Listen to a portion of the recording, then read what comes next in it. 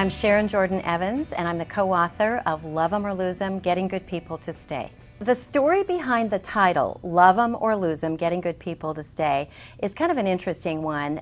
First of all, what we were recognizing is that people stay in large part because of the relationship they have with their direct manager.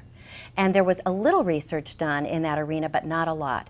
So my co-author, Bev, and I decided to launch some research. We also had a lot of client engagements that proved this point to us, but we said, no, we better dive in and do some research. So we did.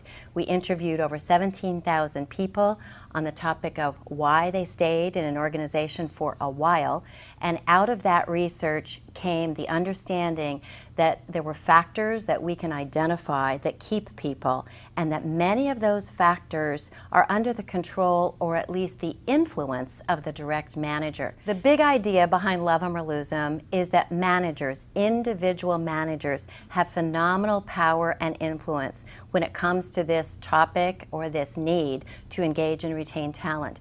Now, they often don't recognize they have that power and influence, so the book introduces very tangible strategies, action steps they can take, actually A through Z, believe it or not. We took all the research and we matched it to the alphabet to make this user-friendly. But basically the book has all the strategies and the tactics that an individual manager at any level in the organization can use to engage his or her people and retain them. We guarantee you're going to engage and retain talent if you follow some of these recommendations in the book. If you identify which things you're really good at, which things you're not so good at, and you try some of the strategies that we recommend, you are absolutely going to engage and retain. A good example is the A chapter, which is about asking. And in that chapter, we talk about conducting stay interviews.